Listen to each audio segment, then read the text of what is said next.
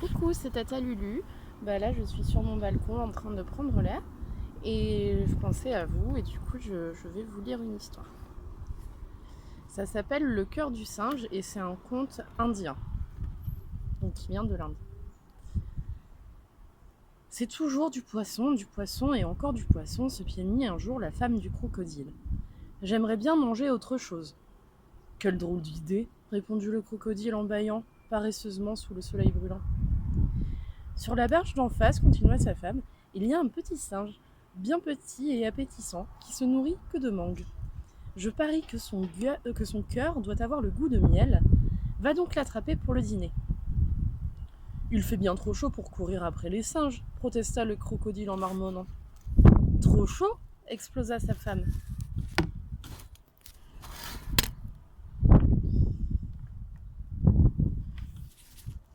Trop chaud explosa sa femme. Tu te moques de moi ? En réalité, se mit-elle à pleurnicher, tu ne m'aimes donc pas assez pour m'offrir ne serait-ce qu'un tout petit cœur de singe. Deux grosses larmes de crocodile roulèrent le long de chacune de ses mâchoires. C'est bon, soupira le crocodile, je vais voir ce que je peux faire. Il se laissa lentement glisser dans l'eau fraîche de la rivière et, bercé par le clapotis, se mit à réfléchir à un plan d'attaque. Comme il n'était pas très malin, ceci lui prit toute l'après-midi. Au coucher du soleil, le crocodile se dirigea vers le manguier où le singe s'était perché. « Hé, bonjour là-haut » cria-t-il au singe. « Bonjour » répondit le singe. Le crocodile sourit aimablement de toutes ses dents pointues. « Ma femme et moi, commença-t-il, voudrions vous avoir pour dîner, voudrions vous inviter à dîner. Nous sommes voisins depuis longtemps et nous pensons que nous pourrions davantage faire connaissance. » Comme c'est gentil à vous, répondit le singe, je suis très heureux et je vais accepter votre invitation. Nous habitons sur l'autre berge, expliqua le crocodile. Si vous voulez, je vous y emmène, montez sur mon dos. Merci beaucoup, dit le singe. Il descendit agilement de son arbre et sauta sur le dos du crocodile. Mais lorsque le crocodile arriva au milieu de la rivière, il se mit soudainement à tanguer d'un côté et d'un autre pour faire tomber son passager. « Hé !» s'écria celui-ci apeuré. « Que faites-vous donc ?»« Ah ah !» dit le crocodile, tout fier du succès de sa ruse. « Quel naïf !»« Quel naïf !»« Tu pensais que nous serions amis ? C'est à ton cœur que ma femme et moi en voulions, et nous le dégusterons dès ce soir. »« Oh, quel dommage si j'avais su !» répondit le singe. « Vous auriez dû m'en parler avant, » dit-il tristement.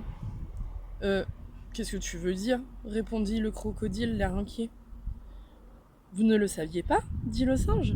« Nous autres, les singes, nous n'avons pas toujours notre cœur sur nous.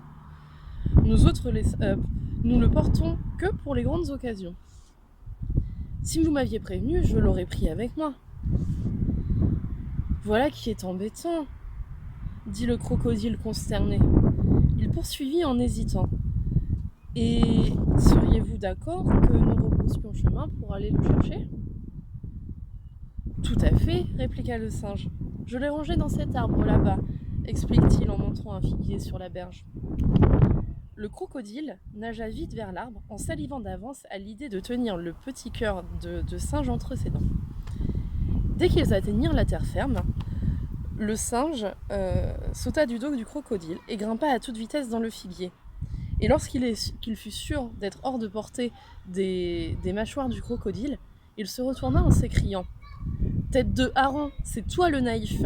Les singes ne gardent pas leur cœur dans les arbres.